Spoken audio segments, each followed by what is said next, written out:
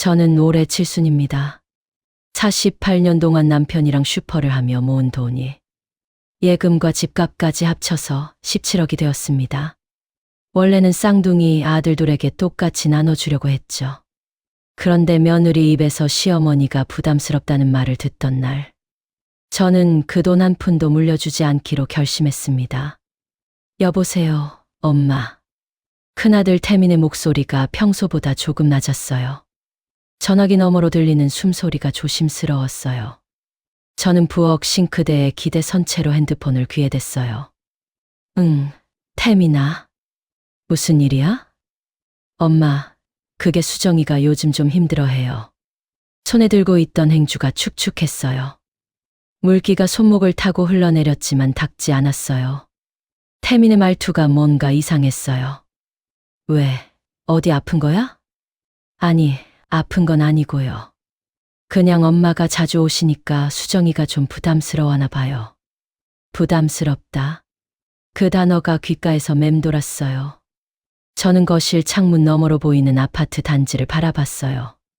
저 멀리 큰아들 집이 보였어요. 걸어서 15분 거리였어요. 엄마.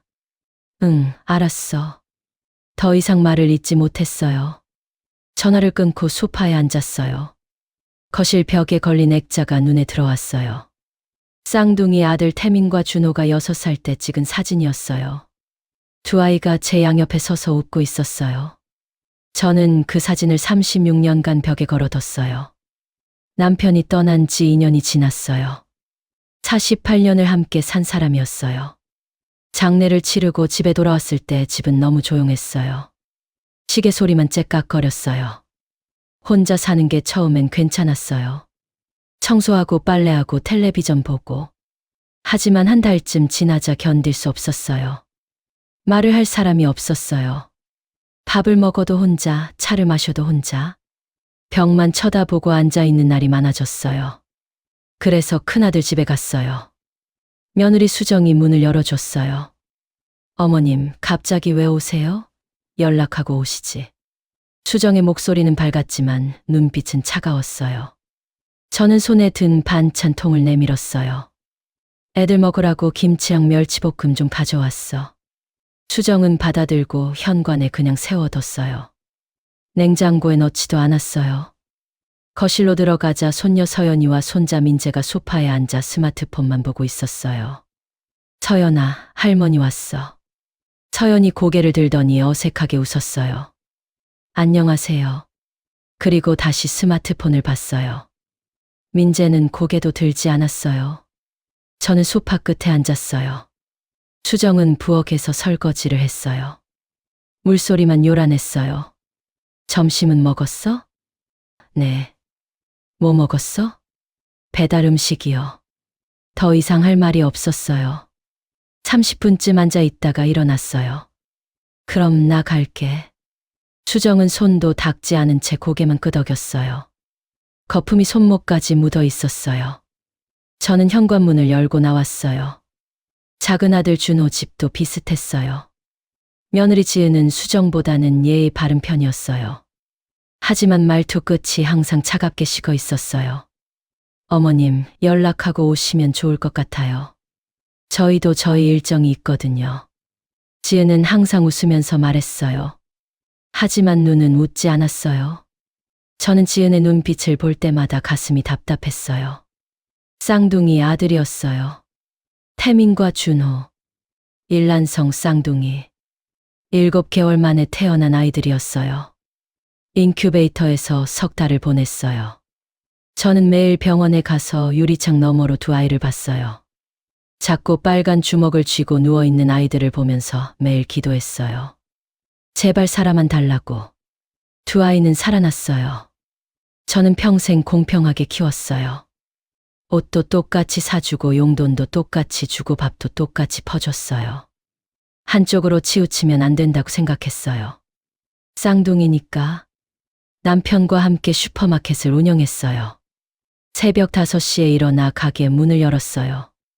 밤 11시에 닫았어요. 48년간 쉬지 않고 일했어요. 명절에도 가게 문을 열었어요. 그렇게 모은 돈이 17억 원이었어요. 예금의 9억, 아파트 시세가 8억. 남편이 떠나고 나서 통장을 정리하면서 알았어요. 우리가 이렇게 많은 돈을 모았구나. 하지만 남편은 없었고 집은 조용했어요. 돈이 뭐 소용인가 싶었어요. 그날 밤 태민의 전화를 받고 나서 잠이 오지 않았어요. 부담스럽다. 수정이 부담스러워한다. 제가 큰아들 집에 가는 게 부담이라는 말이었어요. 베개에 얼굴을 묻었어요. 눈물이 나올 것 같았지만 나오지 않았어요. 그냥 가슴이 먹먹했어요. 다음 날 아침 작은아들 준호에게 전화했어요. 혹시 작은 집은 다를까 싶었어요. 엄마, 무슨 일이야? 아니, 그냥 오늘 점심에 반찬 좀 갖다 줄까 해서. 전화 너머로 잠시 침묵이 흘렀어요. 준호가 헛기침을 했어요. 엄마, 오늘은 좀 지은이가 친정 엄마 오신대. 다음에 올래? 그래, 알았어. 전화를 끊었어요. 손이 떨렸어요. 핸드폰을 식탁에 내려놓았어요. 부엌 창문으로 햇살이 들어왔어요. 먼지가 햇빛 속에서 떠다녔어요. 저는 그걸 한참 바라봤어요. 그날 저녁 다시 태민에게 전화가 왔어요. 엄마, 나 태민이. 응. 엄마, 미안한데 당분간은 우리 집에 자주 안 오는 게 어때? 수정이랑 내가 요즘 좀 바빠서. 목소리가 떨렸어요. 태민은 원래 우유부단한 성격이었어요. 결정을 잘 못 내렸어요. 그런 태민이 이런 말을 한다는 건 수정이 많이 밀어붙였다는 뜻이었어요. 알았어, 태민아. 고마워, 엄마. 전화가 끊겼어요. 고맙다고. 오지 말라는 말에 고맙다고 했어요. 저는 거실 소파에 앉았어요. 그날 밤 잠들기 전에 서랍을 열었어요. 통장들이 가지런히 정리되어 있었어요. 첫 번째 통장을 꺼내 들었어요. 예금 3억 원. 두 번째 통장 4억 원. 세 번째 통장 2억 원. 남편 명의 통장까지 합치면 9억 원이었어요. 부동산 등기부등본도 꺼냈어요. 이 아파트 시세가 8억 원. 총 17억 원. 저는 원래 이 돈을 두 아들에게 똑같이 나눠줄 생각이었어요. 태민에게 8억 5천만 원, 준호에게 8억 5천만 원. 공평하게. 하지만 지금은 생각이 달라졌어요. 부담스럽다고 했잖아요. 그럼 저도 부담 안 줄게요. 통장을 다시 서랍에 넣었어요. 불을 껐어요. 어둠 속에서 천장을 바라봤어요. 남편이 옆에 누워있을 자리가 텅 비어 있었어요. 여보, 우리 이렇게 힘들게 모은 돈인데 아들들은 부담스럽다네요. 혼잣말이 캄캄한 방 안에 흩어졌어요. 일주일이 지났어요. 저는 두 아들 집에 전화하지 않았어요. 문자도 보내지 않았어요. 예전 같았으면 이틀에 한 번씩은 연락했을 거예요. 잘 먹고 있는지, 애들은 괜찮은지. 하지만 이번엔 참았어요. 목요일 오후였어요. 작은 아들 준호에게서 전화가 왔어요. 엄마, 나 준호. 응. 요즘 왜 연락이 없어? 어디 아파? 아프냐고 물었어요. 연락이 없으니까 아픈 줄 아는 거예요. 그냥 안 한 건 생각 못 하는 거죠. 아니, 안 아파. 그냥 바빠서. 엄마가 무슨 바쁜 일이 있어? 주말에 우리 집 올래? 지은이가 엄마 보고 싶대. 보고 싶다고요. 지난주에는 친정 엄마 오신다고 오지 말라더니. 저는 부엌 창문을 바라봤어요. 빗방울이 유리창을 타고 흘러내렸어요. 이번 주는 안 될 것 같아. 복지관에서 요가 수업 신청했거든. 요가? 엄마가 무슨 요가를 해? 준호 목소리에 웃음이 섞였어요. 70세 늙은이가 무슨 요가냐는 투였어요. 나이 들수록 몸 관리해야지. 그럼 나 바빠. 전화를 끊었어요. 핸드폰을 식탁에 내려놨어요. 손이 떨렸어요. 하지만 후회는 없었어요. 다음 날 금요일 저녁이었어요. 큰며느리 수정에게서 전화가 왔어요. 태민이 아니라 수정이 직접 전화한 건 처음이었어요. 어머님. 응, 수정아. 어머님, 저 할 말이 있어요. 목소리가 날카로웠어요. 저는 소파에 앉았어요. 뭔데? 솔직히 말씀드릴게요. 어머님이 자꾸 오시면 저랑 태민이 자꾸 싸워요. 태민은 어머님 편만 들고 저는 제 생활을 지키고 싶고. 그래서 당분간은 연락 먼저 안 하시는 게 어떨까요? 당분간. 연락 먼저 하지 말라고요. 오지 말라는 말을 애둘러 한 거예요. 저는 거실 벽에 걸린 쌍둥이 사진을 봤어요. 6살 태민이 웃고 있었어요. 수정아, 내가 뭘 잘못했니? 잘못하신 건 없어요. 근데 어머님이 오시면 남편이 달라져요. 저한테는 차갑고 어머님한테만 잘하려고 하고. 저희도 저희 부부 생활이 있잖아요. 부부 생활. 시어머니가 방해된다는 말이에요. 저는 숨을 깊게 들이마셨어요. 알았어. 안 갈게. 고마워요, 어머님. 이해해 주셔서. 전화가 끊겼어요. 이해해 달라고요. 고맙다고요. 저는 핸드폰을 소파 옆에 내려놨어요. 일어서서 부엌으로 갔어요. 냉장고를 열었어요. 김치, 멸치볶음, 된장찌개, 국물. 모두 아들들 주려고 만든 거였어요. 통을 하나씩 꺼냈어요. 쓰레기통 뚜껑을 열었어요. 김치를 버렸어요. 멸치볶음도 버렸어요. 된장찌개 국물도 부었어요. 새벽부터 3시간 동안 만든 음식이었어요. 모두 쓰레기통으로 들어갔어요. 손이 떨렸어요. 눈물이 날 것 같았지만 참았어요. 울면 지는 거라고 생각했어요. 큰아들 태민에게서 문자가 왔어요. 엄마, 이번 주 토요일 서연이 생일이야. 올 거지? 손녀 서연이 10살이 되는 날이에요. 저는 작년에 서연이 생일 선물로 100만 원을 줬어요. 올해도 당연히 갈 거라고 생각했나 봐요. 저는 답장을 보냈어요. 바빠서 못 갈 것 같아. 서연이한테 생일 축하한다고 전해줘. 5분 뒤에 태민이 전화했어요. 엄마, 왜 안 와? 서연이가 할머니 오신다고 좋아했는데. 수정이가 내가 오는 거 싫어하잖아. 그게 그런 뜻이 아니었는데. 그럼 무슨 뜻이었어? 오지 말라며. 부담스럽다며. 그럼 나도 너희 집 가는 게 부담스러워. 태민이 할 말을 잃었어요. 한참 뒤에 중얼거렸어요. 알았어, 엄마. 전화가 끊겼어요. 저는 핸드폰을 내려놨어요. 가슴이 아팠어요. 손녀 생일인데. 하지만 가면 안 돼요. 가면 또 상처받을 거예요. 토요일이 됐어요.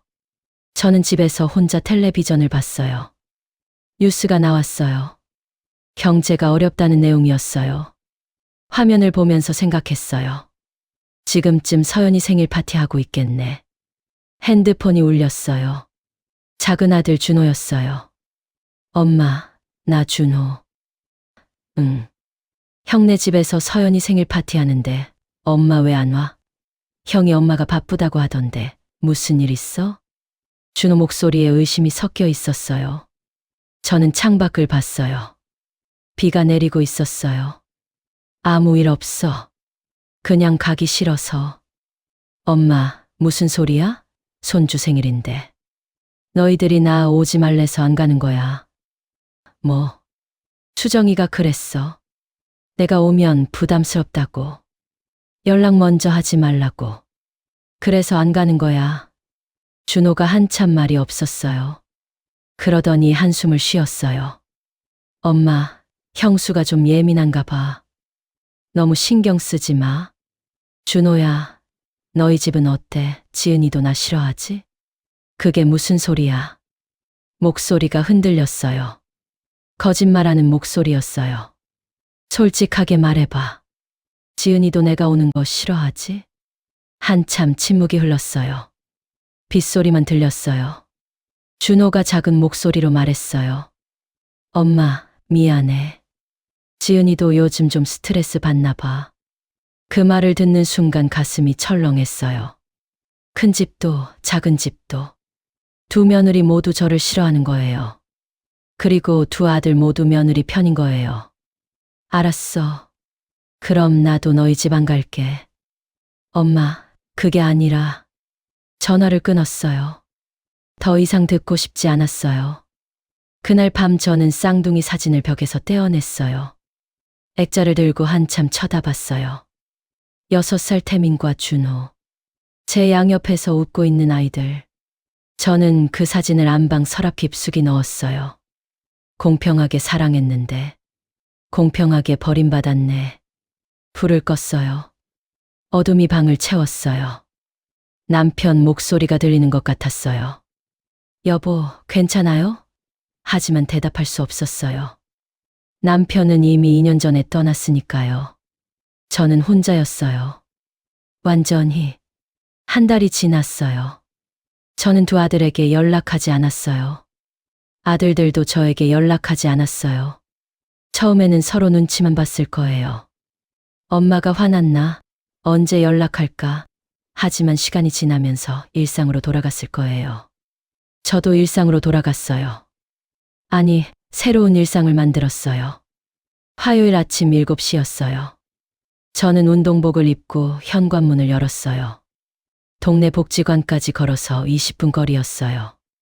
아침 공기가 차가웠어요. 낙엽이 바람에 굴러다녔어요. 복지관 3층 강당에서 요가 수업이 열렸어요. 강사는 40대 초반쯤 돼 보이는 여자였어요. 환하게 웃으며 인사했어요. 어르신, 처음 오셨어요? 네. 천천히 따라 하시면 돼요. 무리하지 마시고요.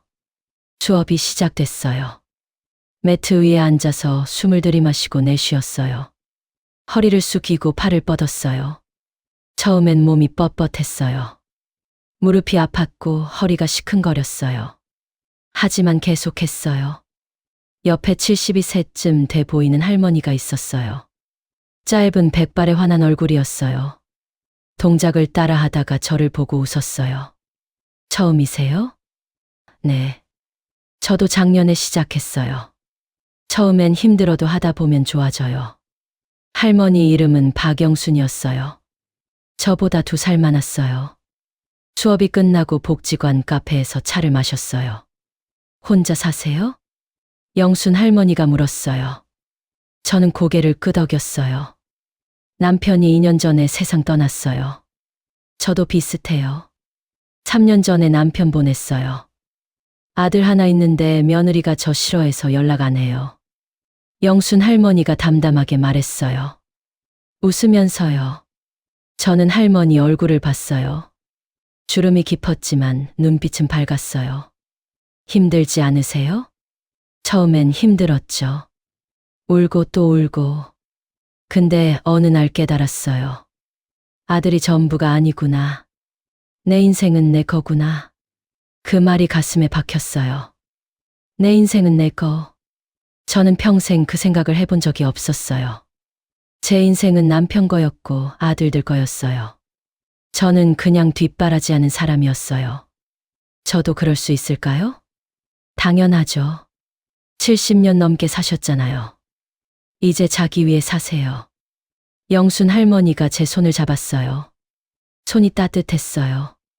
그날부터 저는 영순 할머니와 자주 만났어요. 요가 수업 끝나면 차 마시고 주말에는 같이 시장도 가고. 할머니는 혼자 사는 법을 알려줬어요. 재미있게 사는 법을요. 희숙 씨, 이번 주 토요일에 복지관에서 봉사활동 가는데 같이 갈래요? 봉사활동이요? 혼자 사시는 어르신들 집에 도시락 배달하는 거예요. 우리보다 더 외로운 분들 많아요. 토요일 아침 8시였어요. 복지관 밴에 도시락을 실었어요. 저보다 나이 많은 할머니, 할아버지들이 같이 탔어요. 모두 자원봉사자들이었어요. 첫 번째 집은 80세 할아버지가 혼자 사는 곳이었어요. 문을 열었을 때 냄새가 났어요. 쓰레기 냄새. 할아버지는 침대에 누워 계셨어요. 도시락 왔어요. 고맙습니다. 고맙습니다. 할아버지가 떨리는 손으로 받았어요. 눈에 눈물이 고여 있었어요. 저는 그 눈물을 보면서 생각했어요. 나보다 더 외로운 사람도 있구나. 2번째, 3번째, 4번째 집. 모두 혼자 사는 노인들이었어요. 자식이 있는 사람도 있었고 없는 사람도 있었어요. 하지만 모두 외로웠어요. 저는 그날 6집을 돌았어요. 오후 3시에 복지관으로 돌아왔어요. 피곤했지만 마음은 이상하게 편했어요. 희숙 씨, 다음 주도 올 거죠? 영순 할머니가 물었어요.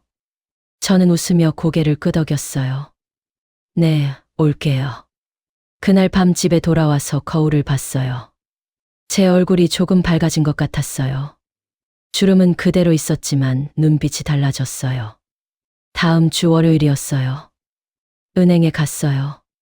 창구 직원에게 말했어요. 주택연금 상담받고 싶어요. 네, 어르신. 이쪽으로 앉으세요. 상담을 받았어요. 제 아파트를 담보로 매달 130만 원씩 받을 수 있다고 했어요. 죽을 때까지요. 저는 신청서를 작성했어요. 자녀분들한테 말씀하셨어요? 아니요. 제 집이니까 제 맘대로 할 거예요. 직원이 잠시 당황한 표정을 지었지만 곧 웃었어요. 알겠습니다. 집으로 돌아오는 길이었어요. 핸드폰이 울렸어요. 작은 아들 준호였어요. 한 달 만에 처음 거는 전화였어요. 엄마, 나 준호. 응. 엄마, 요즘 왜 이래? 연락도 안 하고. 어디 아파? 또 아프냐고 물었어요. 연락 안 하니까 아픈 줄 아는 거예요. 안 아파. 그럼 왜 연락을 안 해? 나랑 형이 얼마나 걱정했는데. 걱정했다고요. 한 달 동안 전화 한 통 없다가 이제 와서 걱정했대요. 준호야, 너희가 오지 말라고 했잖아. 나도 너희한테 연락 안 하는 거야. 엄마, 그게 무슨... 그리고 나 요즘 바빠. 요가도 다니고 봉사활동도 하고. 너희 없어도 잘 살아. 엄마, 전화를 끊었어요.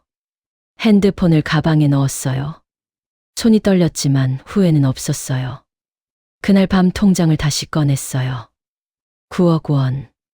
저는 메모지에 적었어요. 복지관 기부 1억. 독거노인 지원센터 1억. 장학재단 5천만 원. 총 2억 5천만 원을 기부하기로 했어요. 내일 은행 가서 처리할 거예요. 아들들한테 줄 돈. 이제 없어요. 부담스럽다고 했으니까. 저도 부담 안 줄게요. 불을 끄고 누웠어요. 천장이 보였어요. 남편 목소리가 들렸어요. 여보, 잘하고 있어요? 잘하고 있는지 모르겠어요. 하지만 이제는 제 인생이에요. 제가 선택할 거예요. 눈을 감았어요. 오랜만에 편하게 잠들었어요. 2달이 지났어요. 가을이 깊어졌어요. 단풍잎이 바람에 날렸어요. 저는 매일 복지관에 나갔어요. 요가 수업, 봉사활동, 그리고 새로 시작한 한국사 강의까지. 70년을 살면서 처음으로 배우는 시간이었어요. 영순 할머니와는 거의 매일 만났어요. 할머니는 제 유일한 친구였어요. 아니, 친구라는 게 이런 건지 처음 알았어요. 희숙 씨, 다음 주에 복지관에서 제주도 여행 간대요. 같이 갈래요? 제주도요? 2박 3일이에요. 비용도 얼마 안 돼요. 9만 원. 저는 제주도에 가본 적이 없었어요. 남편이 살아있을 때 가려고 했는데 가게 문 닫을 수가 없어서 못 갔어요. 남편이 죽고 나서는 갈 마음이 없었고요. 갈게요. 영순 할머니가 환하게 웃었어요. 잘 생각했어요. 우리 인생 얼마 안 남았는데 재미있게 살아야죠. 다음 주 월요일 아침이었어요. 복지관 앞에 관광버스가 섰어요. 할머니, 할아버지 20명이 탔어요. 모두 60대 후반에서 70대였어요. 버스가 출발했어요. 창밖으로 풍경이 지나갔어요. 고속도로, 휴게소, 바다. 배를 타고 제주도에 도착했어요. 바람이 세게 불었어요. 바다 냄새가 났어요. 첫째 날은 성산일출봉에 갔어요. 계단을 오르는 게 힘들었어요. 숨이 찼고 다리가 떨렸어요. 하지만 정상에 올랐어요. 바다가 보였어요. 파도가 부서졌어요. 와, 정말 멋지다. 옆에 있던 할머니가 감탄했어요. 저도 그랬어요. 70년을 살면서 이런 풍경을 처음 봤어요. 둘째 날은 한라산 둘레길을 걸었어요. 천천히 멈추면서 나무들이 울긋불긋했어요. 낙엽을 밟을 때마다 바스락 소리가 났어요. 희숙 씨, 행복해 보여요. 영순 할머니가 옆에서 말했어요. 저는 할머니를 봤어요. 그런가요? 네. 처음 봤을 때랑 완전히 달라요. 그때는 얼굴이 어두웠는데 지금은 밝아요. 정말 그런가 싶었어요. 거울을 본 지 오래됐어요. 집에 가면 봐야겠어요. 셋째 날 아침 호텔 식당에서 아침을 먹었어요. 핸드폰을 켰어요. 부재중 전화가 5통 있었어요. 모두 큰아들 태민이었어요. 문자도 3개 왔어요. 엄마, 전화 좀 받아. 엄마, 어디야? 집에도 없는데. 엄마, 나 태민이야. 연락해. 저는 핸드폰을 가방에 넣었어요. 나중에 연락할 거예요. 지금은 아침 먹는 시간이에요. 제주도에서 돌아온 날 저녁이었어요. 집 앞에 섰을 때 현관문 앞에 누가 앉아 있었어요. 큰아들 태민이었어요. 엄마. 태민이 벌떡 일어났어요. 얼굴이 상했어요. 며칠 못 잡은 것 같았어요. 왜 여기 있어? 엄마, 연락이 안 돼서 왔어요. 어디 갔었어요? 제주도. 제주도요? 누구랑? 복지관 사람들이랑. 태민이 할 말을 잃었어요. 저는 현관문을 열었어요. 들어와. 거실에 앉았어요. 태민은 소파 끝에 앉았어요. 손을 비비작거렸어요. 뭔가 할 말이 있는 것 같았어요. 엄마, 요즘 왜 이래요? 전화도 안 받고 집에도 없고. 바빠서 그래. 뭐가 바쁜데요? 요가 배우고 봉사활동하고 여행도 다니고. 나도 내 인생 사는 거야. 태민이 눈을 크게 떴어요. 엄마가 무슨, 너희가 오지 말라고 했잖아. 부담스럽다고. 그래서 나도 내 인생 사는 거야. 너희 없이. 태민 얼굴이 굳었어요. 한참 말이 없다가 작은 목소리로 말했어요. 엄마, 우리가 잘못했어요. 미안해요. 다시 예전처럼 지내요. 예전처럼. 제가 반찬 만들어가고 손주 돌봐주고 눈치 보면서 사는 거요. 저는 고개를 저었어요. 싫어. 나 이제 편한 게 좋아. 너희 신경 안 쓰고 사는 게 좋아. 엄마. 그리고 태민아, 나 주택연금 신청했어. 뭐요? 이 집 담보로 매달 130만 원씩 받기로 했어. 그리고 예금 중에서 2억 5천만 원은 복지관이랑 장학재단에 기부했어. 태민이 벌떡 일어났어요. 엄마, 그게 무슨 소리예요? 왜 우리한테 상의도 안 하고? 내 돈인데 왜 상의해? 너희는 부담스럽다고 했잖아. 나도 너희한테 부담 주기 싫어서 알아서 하는 거야. 태민 얼굴이 하얗게 변했어요. 입술이 떨렸어요. 엄마, 그 돈은 우리 상속받을 돈이잖아요. 상속받을 돈. 결국 돈 이야기였어요. 저는 태민을 똑바로 봤어요. 상속, 너희가 나한테 잘했어. 오지 말라고 했잖아. 그런 자식한테 왜 상속을 해? 엄마, 그게 그런 뜻이 아니었는데. 나가줄래? 나 피곤해. 태민이 할 말을 잃고 서 있었어요. 저는 안방으로 들어갔어요. 문을 닫았어요. 뒤에서 현관문 닫히는 소리가 들렸어요. 침대에 누웠어요. 가슴이 두근거렸어요. 하지만 후회는 없었어요. 이제 시작이에요. 다음 날 아침 작은 아들 준호에게서 전화가 왔어요. 엄마, 형한테 들었어요. 주택연금이 뭐예요? 기부가 뭐예요? 내가 내 돈 쓰는 거야. 그래도 우리한테 상의는 해야죠. 왜? 너희 돈이야? 준호가 말을 잃었어요. 한참 뒤에 다른 목소리가 들렸어요. 며느리 지은이었어요. 어머님, 저 지은이에요. 응. 어머님, 저희가 잘못했어요. 다시 잘해볼게요. 그러니까 기부는 취소하시고. 전화를 끊었어요. 핸드폰을 꺼버렸어요. 그날 오후 영순 할머니를 만났어요. 할머니에게 말했어요. 아들들이 연락 왔어요. 돈 때문에. 할머니가 웃었어요. 씁쓸하게. 그럴 줄 알았어요. 자식들은 다 그래요. 필요 없을 땐 안 찾다가 돈 이야기 나오면 난리 나죠.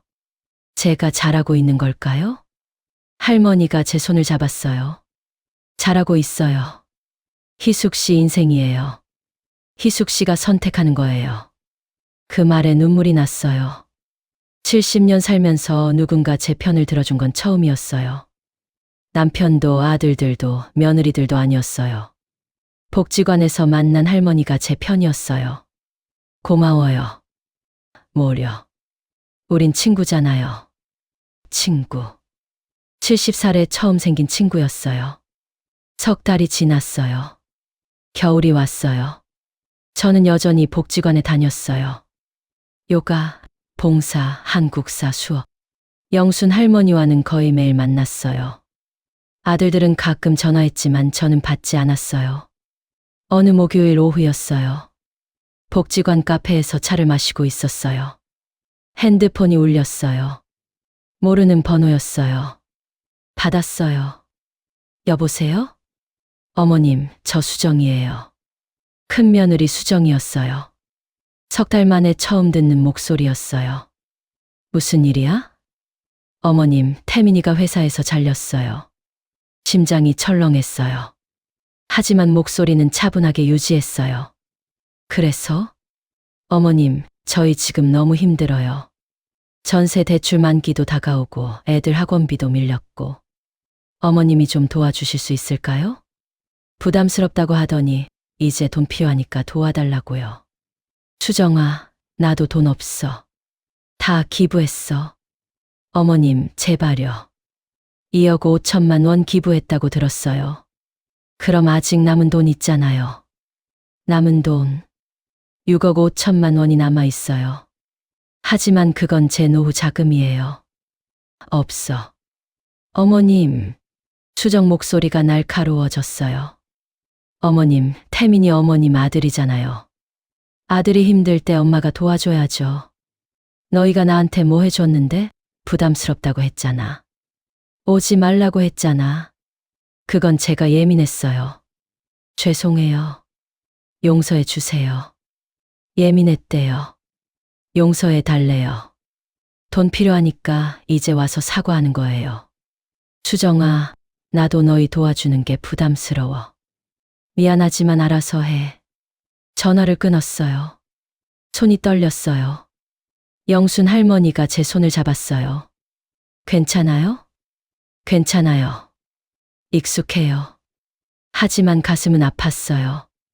아들이 힘들다는데, 큰아들 태민이 회사에서 잘렸다는데, 그날 밤 집에 돌아왔을 때 현관문 앞에 태민이 앉아 있었어요. 겨울바람이 차가웠는데 코트도 안 입고 앉아 있었어요. 엄마. 태민이 일어났어요. 얼굴이 초췌했어요. 수염도 안 깎았어요. 들어와. 거실에 앉았어요. 저는 차를 끓였어요. 태민은 고개를 숙이고 있었어요. 엄마, 나 회사에서 잘렸어. 알아. 수정이한테 들었어. 구조조정이었어. 10명 중에 3명만 남았어. 나는 잘렸어. 목소리가 떨렸어요. 저는 차를 태민 앞에 놓았어요. 그래서? 엄마 도와줘. 전세 대출 만기가 다음 달이야. 3억 원. 은행에서 연장 안 된대. 내가 지금 무직자라서. 3억 원. 큰 돈이에요. 하지만 저한테는 있는 돈이에요. 태민아, 나한테 왜 부탁해? 엄마니까. 엄마. 부담스러운 엄마. 오지 말라던 엄마한테 이제 와서 돈 달라고? 태민이 고개를 들었어요. 눈이 충혈돼 있었어요. 엄마, 그때는 내가 잘못 생각했어. 미안해. 진짜 미안해. 수정이도 미안하대? 응. 수정이도 엄마한테 미안하대. 저는 태민을 봤어요. 42년을 살아온 아들이었어요. 7개월 만에 태어나서 인큐베이터에서 석 달을 보낸 아이였어요. 제가 매일 기도하며 살려낸 아이였어요. 태민아, 엄마가 너한테 뭐였어? 뭐긴요. 엄마죠. 그래, 엄마. 너한테 반찬 해주고, 손주 돌봐주고, 집 청소해주던 엄마. 근데 너한테 난 뭐였어? 태민이 대답하지 못했어요. 난 너한테 부담이었어. 불편한 존재였어. 수정이 기분 상하게 하는 사람이었어. 맞지? 엄마. 이제 와서 도와달라고 하지 마. 나도 내 노후 준비해야 해. 엄마, 제발. 우리 집에서 쫓겨나. 서연이랑 민재 어떡해? 애들 학교도 옮겨야 하고. 손주들 이야기가 나오니까 마음이 흔들렸어요. 10살 서연이 7살 민재. 아이들 잘못은 없잖아요. 하지만 고개를 저었어요. 도와주면 또 당연하게 생각할 거예요. 또 부담스럽다고 할 거예요. 미안하지만 못 도와줘. 태민이 무릎을 꿇었어요. 거실 바닥에 무릎을 꿇고 고개를 숙였어요. 엄마, 제발. 손주들만 생각해서라도. 눈물이 날 것 같았어요. 하지만 참았어요. 일어나. 엄마. 일어나라고. 그리고 나가. 태민이 천천히 일어났어요. 비틀거렸어요. 현관으로 걸어갔어요. 문을 열고 나갔어요. 뒤에서 문 닫히는 소리가 들렸어요. 저는 소파에 주저앉았어요. 손이 떨렸어요. 이게 맞는 건가? 아들을 이렇게 보내는 게 맞는 건가? 다음 날 아침 작은 아들 준호에게서 전화가 왔어요. 엄마, 형한테 들었어. 왜 안 도와줘? 나도 내 노후 준비해야지. 엄마, 우리도 힘들어. 사업 완전히 망했어. 빚이 2억이야. 2억. 작은 아들도 망한 거예요. 엄마, 형이 3억 필요하다며? 나는 2억만 있으면 돼. 우리 집 먼저 도와줘. 형보다 자기를 먼저 도와달라고요. 쌍둥이 형제가 엄마 돈 놓고 경쟁하는 거예요. 준호야, 나도 돈 없어. 거짓말. 6억 넘게 있잖아. 그건 내 노후 자금이야. 엄마, 우린 자식이잖아. 노후 자금보다 자식이 우선 아니야? 자식이 우선. 평생 그렇게 살았어요. 자식 우선으로. 하지만 이제는 아니에요. 미안하지만 못 도와줘. 형도 거절했어. 뭐, 형은 안 도와줬어? 응. 준호가 한참 말이 없었어요. 그러더니 웃었어요. 비웃는 소리였어요. 형은 항상 그래. 엄마가 형만 예뻐하잖아. 맨날 형만 챙기고. 뭐, 엄마, 나도 알아. 어릴 때부터 형만 똑똑하다고 칭찬하고, 형은 대학도 좋은데 보내고, 나는 맨날 놀기만 한다고 혼내고, 준호 목소리에 원망이 가득했어요. 저는 그런 줄 몰랐어요. 준호야, 나는 너희 둘 다 똑같이 사랑했어. 거짓말. 엄마는 형만 사랑했어. 나는 항상 2등이었어. 전화가 끊겼어요. 저는 핸드폰을 내려놨어요. 온몸에 힘이 빠졌어요. 그날 저녁 태민에게서 문자가 왔어요. 엄마, 준호가 전화했어. 준호한테는 돈 주지 마. 그 녀석은 엄마 돈만 노려. 이어서 준호에게서도 문자가 왔어요. 엄마, 형한테 속지 마. 형은 예전부터 이기적이었어. 엄마 돈 다 형이 가져갈 거야.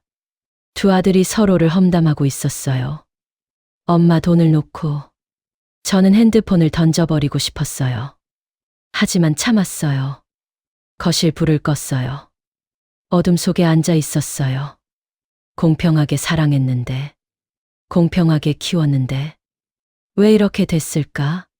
답이 없었어요. 일주일이 지났어요. 두 아들에게서 매일 전화가 왔어요. 저는 받지 않았어요. 문자도 수십 통 왔어요. 읽지 않았어요.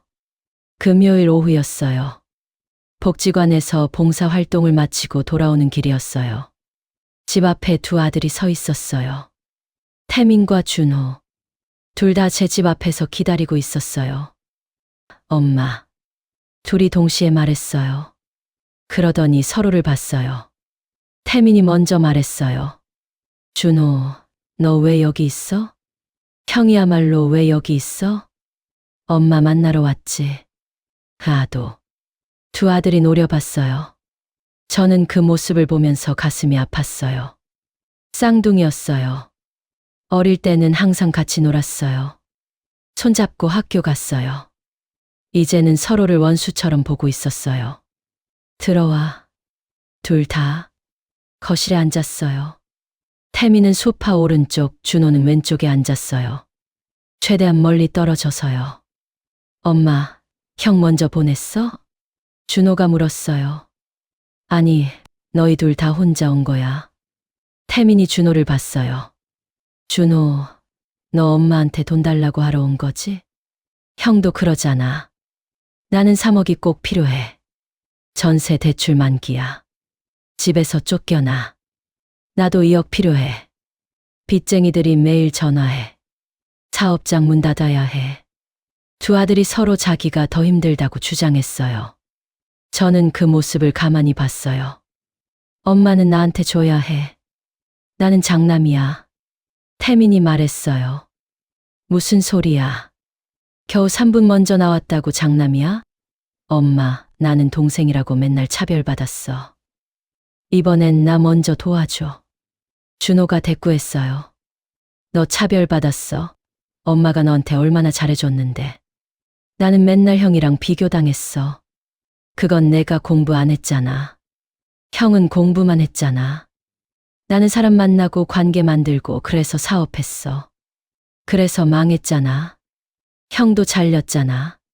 두 아들이 소리 질렀어요. 저는 손을 들었어요. 그만. 두 아들이 입을 다물었어요. 저는 둘을 번갈아 봤어요. 너희 둘 다 안 도와줄 거야. 엄마. 둘이 동시에 소리쳤어요. 나도 살아야지. 노후 자금 써야지. 엄마, 우리가 나중에 갚을게. 태민이 말했어요. 갚을 돈이 있어? 지금 무직자잖아. 나는 다시 사업 시작할 거야. 그때 갚을게. 준호가 말했어요. 사업 망했는데 또 해. 또 망하면 어떡해? 안 망해. 이번엔 제대로 할 거야. 저는 고개를 저었어요. 안 돼.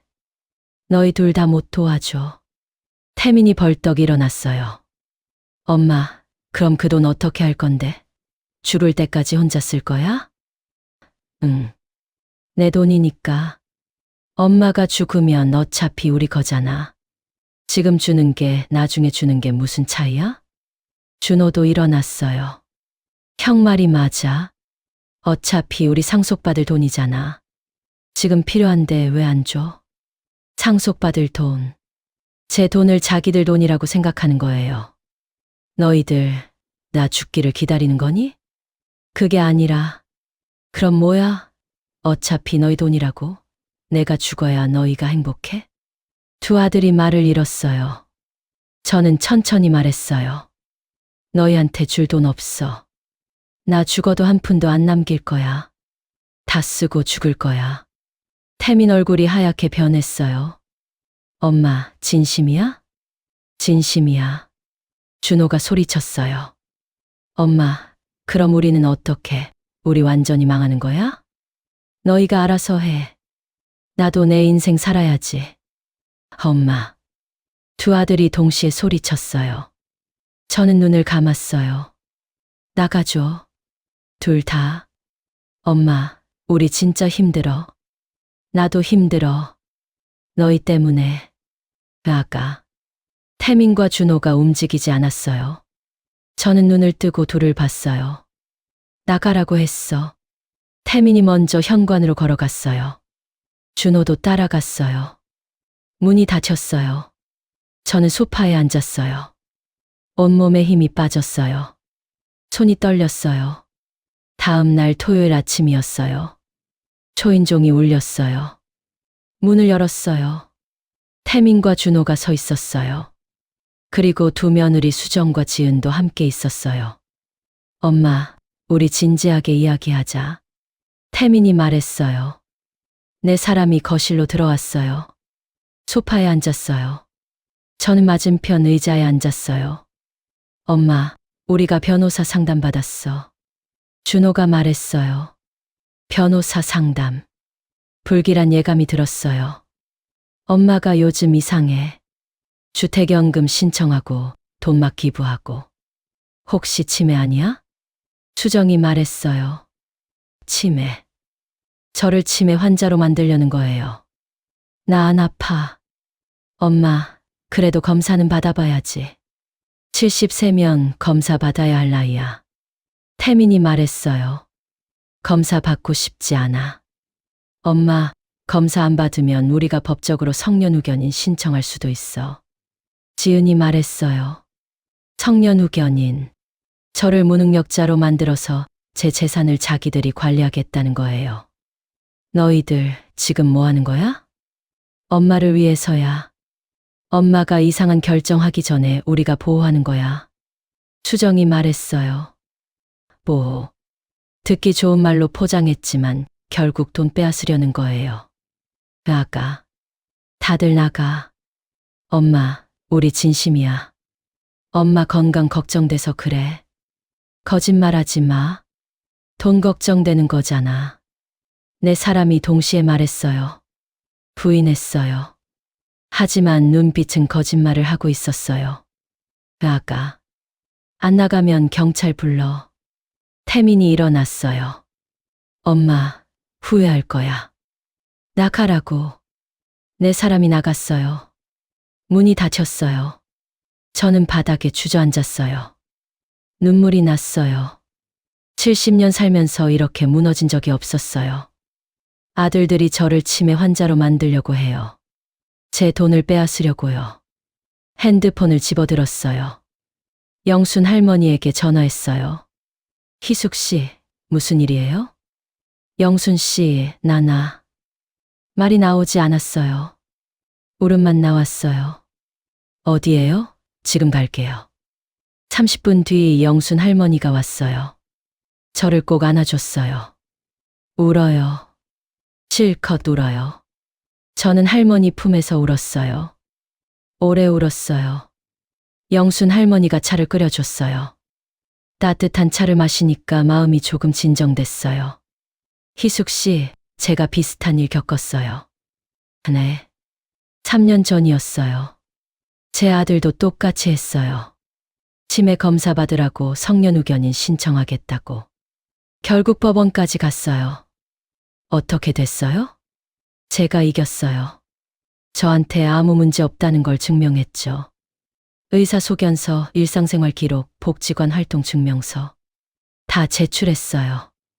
영순 할머니가 제 손을 잡았어요. 희숙 씨도 할 수 있어요. 지금부터 준비하세요. 다음 주 월요일 아침이었어요. 병원에 갔어요. 정신건강의학과였어요. 의사 선생님께 말씀드렸어요. 치매 검사 받고 싶어요. 그리고 소견서 받고 싶어요. 검사를 받았어요. 기억력 테스트, 인지기능 검사, 뇌 MRI. 모든 검사를 다 받았어요. 일주일 뒤 결과가 나왔어요. 어르신, 정상이세요. 치매는 전혀 아니세요. 소견서 써주실 수 있나요? 물론이죠. 의사 소견서를 받았어요. 정상 판정이었어요. 복지관에도 갔어요. 관장님께 부탁했어요. 제가 여기서 활동한 거 증명서 좀 받을 수 있을까요? 당연하죠. 희숙 씨는 우리 복지관 모범 회원이세요. 증명서를 받았어요. 요가 수업 출석부, 봉사활동 기록, 한국사 강의 성적표까지. 변호사 사무실도 갔어요. 젊은 여자 변호사였어요. 어떤 일로 오셨어요? 제 아들들이 성년후견인 신청하려고 해요. 저는 아무 문제 없는데. 증거 자료 있으세요? 의사 소견서와 복지관 증명서를 내밀었어요. 변호사가 꼼꼼히 봤어요. 충분해요. 아드님들이 신청해도 기각될 거예요. 어르신은 완전히 정상이세요. 재산 보호도 하고 싶어요.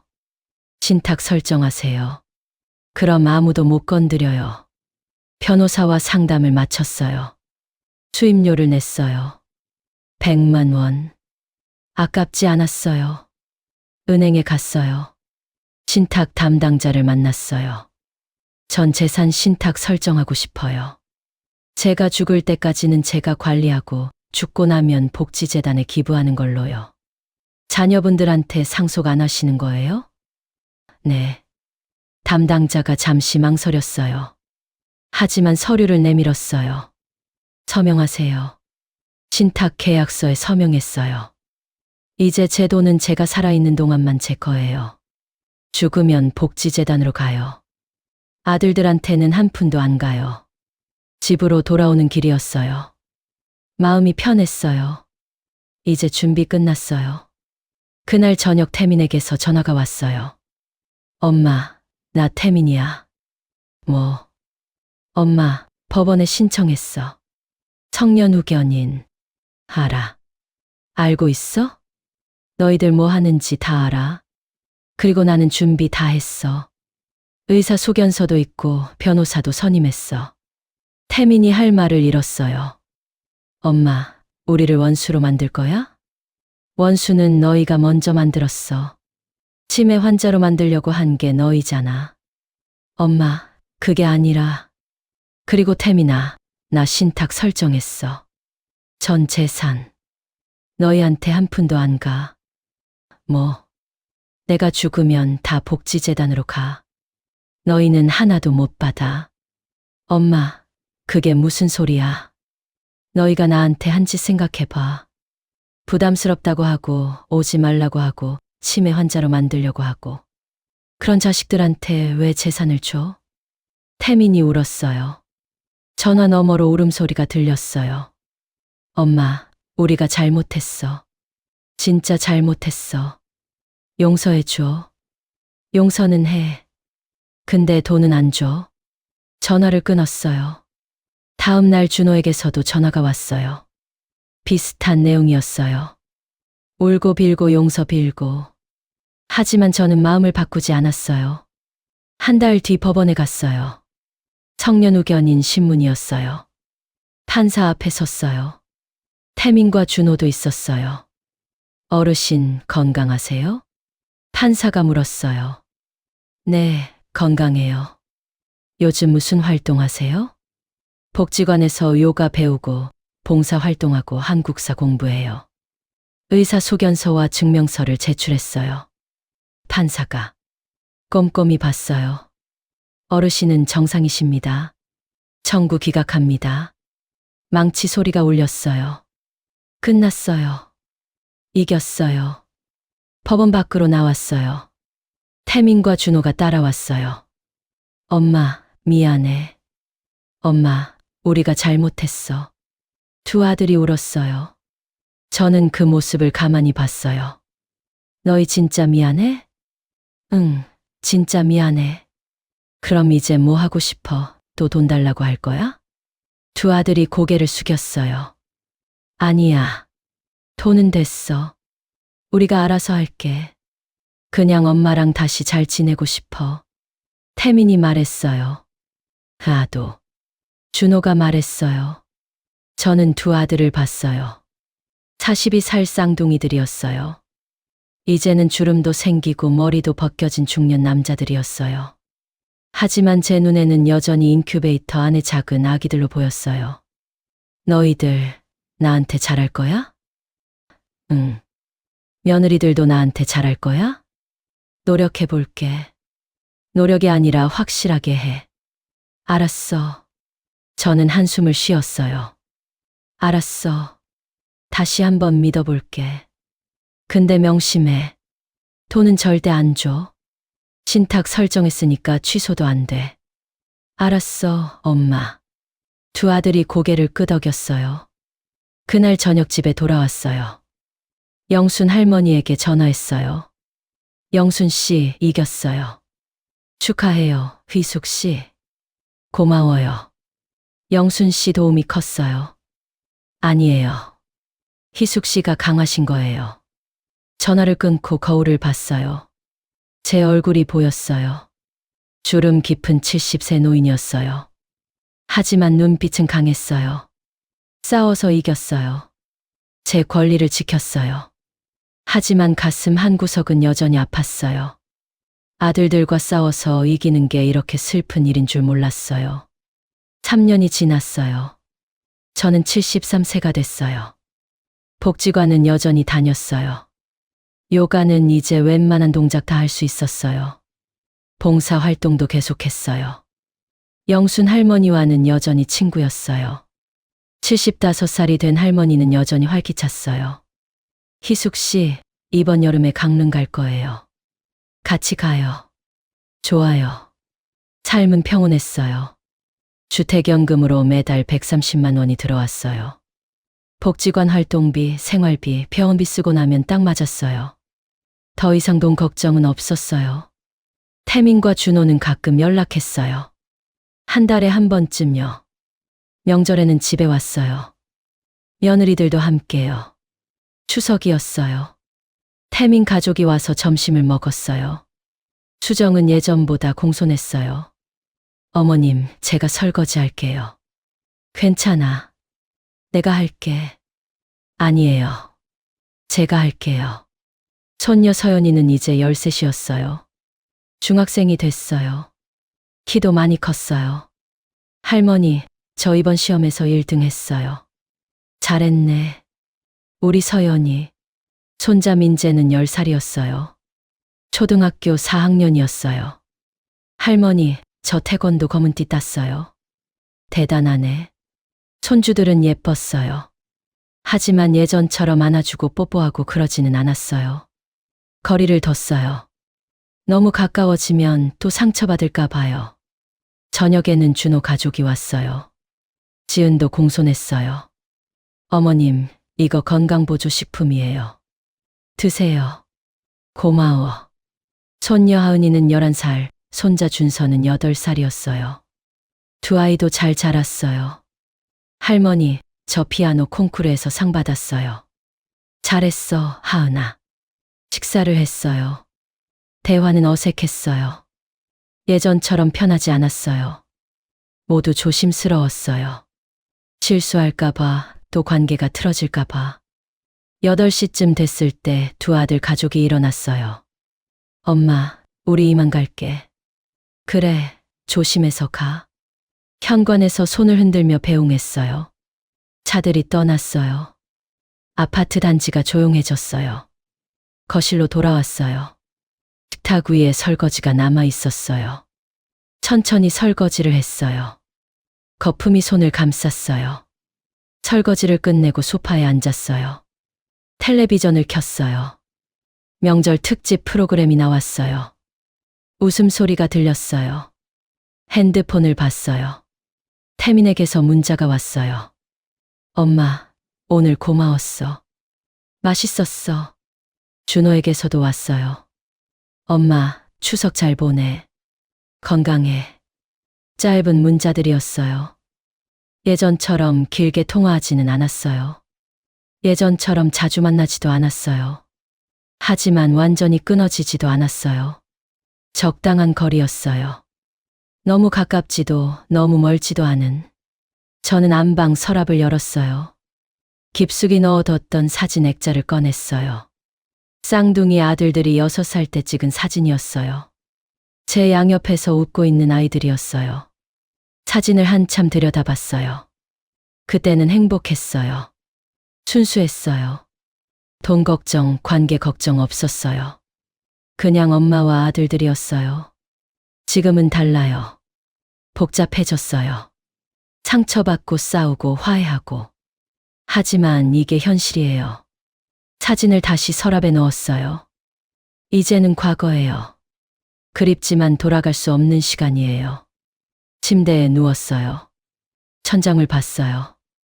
남편 목소리가 들리는 것 같았어요. 여보, 잘하고 있어요? 모르겠어요. 잘하고 있는지. 하지만 최선을 다했어요. 제 권리를 지켰어요. 제 인생을 살았어요. 눈을 감았어요. 다음 날 아침이었어요. 복지관에 갔어요. 영순 할머니가 기다리고 있었어요. 희숙 씨, 어제 명절 어땠어요? 그냥 그랬어요. 아들들 왔다 갔어요. 많이 어색했죠? 네. 시간이 지나면 나아질 거예요. 그럴까요? 그럴 거예요. 천천히요. 영순 할머니가 제 손을 잡았어요. 따뜻했어요. 요가 수업이 시작됐어요. 매트 위에 앉아서 숨을 들이마셨어요. 내쉬었어요. 몸을 천천히 움직였어요. 창문 밖으로 햇살이 들어왔어요. 따뜻했어요. 봄이었어요. 수업이 끝나고 카페에서 차를 마셨어요. 영순 할머니 그리고 복지관 친구들과 함께요. 이야기를 나눴어요. 웃었어요. 오후에는 봉사 활동을 갔어요. 독거 어르신 댁에 도시락을 배달했어요. 85세 할머니가 도시락을 받으며 웃었어요. 고맙습니다. 고맙습니다. 저도 웃으며 인사했어요. 건강하세요. 저녁에 집으로 돌아왔어요. 저녁을 먹고 텔레비전을 봤어요. 뉴스가 끝나고 드라마가 시작됐어요. 핸드폰이 울렸어요. 태민이었어요. 엄마, 나 태민이. 응. 엄마, 서연이가 어제 할머니 보고 좋았대. 다음에 또 보러 가도 돼? 그래, 와. 고마워, 엄마. 전화가 끊겼어요. 저는 창밖을 봤어요. 해가 지고 있었어요. 주황빛 노을이 아름다웠어요. 공평하게 사랑했어요. 공평하게 버림받았어요. 하지만 견뎠어요. 싸워서 이겼어요. 이제는 제 인생이에요. 영순 할머니 말이 맞았어요. 아들이 전부가 아니에요. 제 인생은 제 거예요. 73년을 살았어요. 남은 시간이 얼마나 될지 모르겠어요. 하지만 두렵지 않아요. 복지관 친구들이 있어요. 봉사할 곳이 있어요. 배울 게 있어요. 갈 곳이 있어요. 혼자지만 외롭지 않아요. 아들들과는 적당한 거리를 유지해요. 너무 가깝지도 너무 멀지도 않게. 명절에 만나고 가끔 전화하고. 그 정도면 충분해요. 손주들은 예뻐요. 하지만 제 인생을 손주들에게 다 쏟지는 않을 거예요. 저도 제 시간이 필요해요. 돈은 제가 쓸 거예요. 신탁 설정했으니까 죽으면 복지재단으로 가요. 아들들한테는 안 가요. 처음에는 미안했어요. 하지만 이제는 아니에요. 이게 맞는 선택이에요. 부담스럽다고 했잖아요. 그래서 부담 안 주는 거예요. 돈도 기대도 아무것도. 저는 자유로워요. 73년 만에 처음으로 불을 껐어요. 침대에 누웠어요. 어둠 속에서 남편 목소리가 들렸어요. 여보, 잘하고 있어요. 정말 잘하고 있어요. 고마워요, 여보. 곁에서 지켜봐 주세요. 눈을 감았어요. 편안하게 잠들었어요. 내일도 복지관에 가요.